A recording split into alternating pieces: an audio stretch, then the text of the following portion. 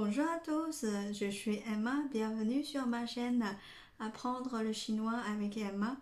N'hésitez pas à vous abonner sur ma chaîne pour apprendre le chinois régulièrement, ou la culture chinoise, ou les chansons chinoises, ok? Là aujourd'hui, on va apprendre l'utilisation de le. J'ai déjà publié une vidéo un peu de temps avant sur l'utilisation de le, mais c'est une version sur les utilisations qu'on utilise régulièrement, mais ça compte que 50% de ce qu'on utilise. Maintenant, aujourd'hui, par la suite du dernier vidéo, je vais compléter l'utilisation de le par 3 grands points. Je vais vous donner également des exemples et le pinyin pour la prononciation de la phrase et la traduction de la phrase par la suite, à gauche ou à droite. Comme ça, vous pouvez recopier la phrase pour apprendre par la suite. Et si vous avez des questions, n'hésitez pas à me les poser dans les commentaires ou m'envoyer des messages. Ok, je suis très ravie de vous répondre et de pouvoir vous aider dans votre apprentissage de la langue chinoise. Ok, là, par la suite, on complète ce qu'on a déjà appris pour utilisation de le. Si vous n'avez pas encore vu la dernière vidéo de l'utilisation de le, je vais vous mettre le lien ici ou ici. Vous pouvez cliquer dessus, vous pouvez voir le premier vidéo d'abord parce que ça c'est la base de ce qu'on utilise. Mais maintenant c'est une version complète. Ça complète ce qu'on a vu avant, mais cette partie-là c'est un peu plus compliqué. Mais c'est pas grave, je suis là, je vous donne toujours des exemples pour comprendre, ok? Ok, le premier grand point d'aujourd'hui, c'est souvent dans une phrase, tu vas voir deux, pas seulement un, il y a deux le dans une phrase. Ben, quand il y a deux le dans une phrase, qu'est-ce que ça veut dire alors? Maintenant, quand il y a deux le, ça veut dire, fais attention, hein, ils prononcent tous le, parce que après il y a d'autres prononciations de ce mot-là. Quand c'est deux le dans une même phrase, ça veut dire là cette phrase c'est une combinaison de changement de situation, c'est ce qu'on a vu avant dans l'ancien vidéo, et l'action est finie. Donc c'est une combinaison de changement de situation et l'action est finie. Si vous n'avez pas vu la vidéo d'avant, je vous invite vivement de le voir avant de continuer la suite de cette vidéo, ok? Sinon, vous allez peut-être un peu perdu. Et ok, je vous donne l'exemple de ce point-là. Une combinaison double le dans une phrase, dans une même phrase, c'est une combinaison de changement de situation et l'action finie. Ok, on est un premier exemple. 他已经吃了8碗面条了。他已经吃了8碗面条了。Il a déjà mangé 8 bols de nouilles. Il a déjà mangé 8 bols de nouilles. Bah, il a déjà mangé, 他已经吃了8 bols de nouilles. 8碗面条了。Bah, ça veut dire quoi? Ça veut dire il a déjà mangé 8 bols de nouilles. Et déjà mangé, l'action est finie. Et où est le changement de situation? C'est 8碗面条, 8 bols de nouilles. Ça veut dire, avant ce moment-là, il a mangé que 7. Ou non, pas que 7.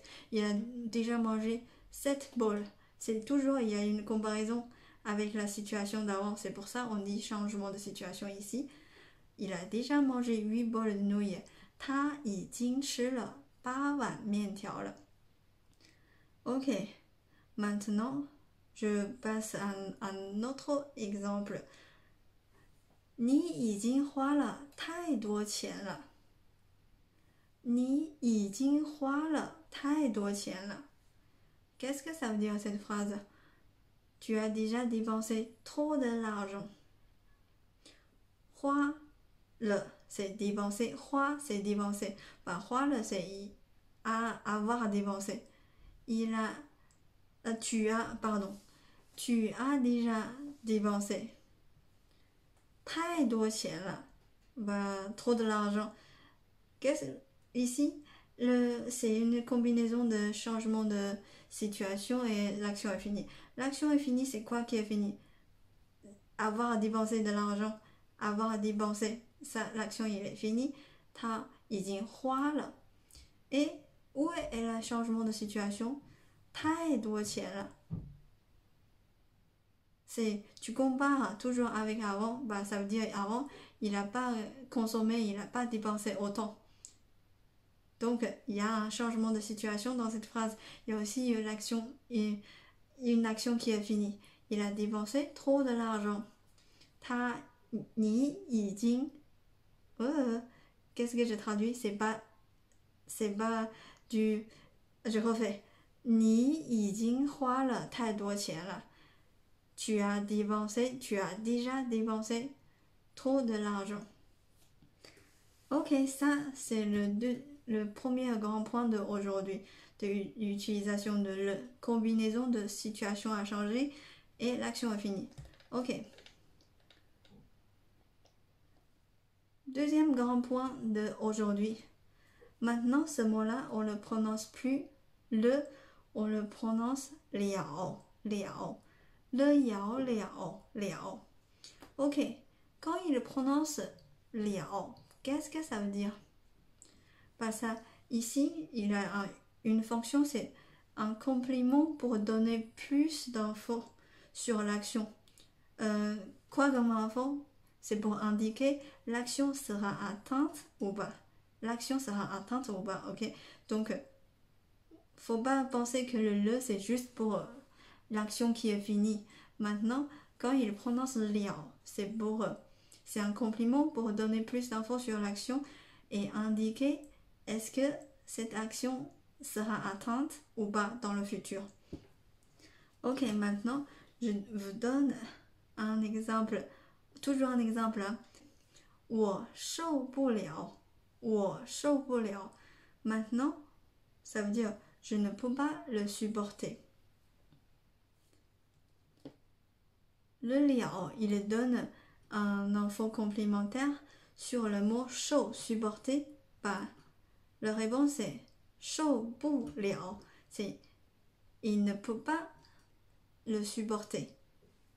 Donc maintenant le liao, c'est donner un info complémentaire sur cette action supportée, il sera atteinte ou pas. Et là ici c'est le supporter, il ne peut pas l'atteindre, donc c'est 受不了. Ok, maintenant je continue. Le troisième grand point d'aujourd'hui, c'est quand il y a le et le liao apparaissent dans une même phrase. Hein. Ils sont tous pareils au niveau de caractère, mais ils n'ont pas la même prononciation. Le et liao. Quand ils sont tous dans la même phrase, ça veut dire quoi? Ça sert à quoi? C'est pour indiquer l'action est atteinte ou pas maintenant. Ok? Ce qui n'est pas le même que d'avant, c'est pour indiquer quand il n'y a qu'un liao. C'est pour indiquer l'action sera atteinte ou pas. Maintenant, quand il y a le et le liao, c'est pour indiquer l'action est atteinte ou pas maintenant. On prend toujours le même exemple que tout à l'heure. 我受不了 le. Cette fois, on met le à la fin. 我受不了 le. Ça veut dire quoi? J'en peux plus maintenant. J'en peux plus maintenant. J'en peux plus. 我受不了了 c'est j'en peux plus maintenant. Donc, quand il y a le et le liao dans la même phrase, c'est pour indiquer quoi? L'action est atteinte ou pas maintenant. J'espère que j'ai été claire dans les explications de le. Et une fois vous avez visualisé ces deux vidéos-là, la première que j'ai publiée il y a un peu de temps, et celui-là, vous allez comprendre 100% de l'utilisation de le dans votre apprentissage. Si vous avez toujours des questions, n'hésitez pas à me l'envoyer par message ou dans les commentaires. Je serai très ravie de vous répondre. Et surtout, n'hésitez pas à vous abonner sur ma chaîne pour ne pas rater les autres vidéos, ok? Et je vous dis à très bientôt et au revoir. 再见，拜拜。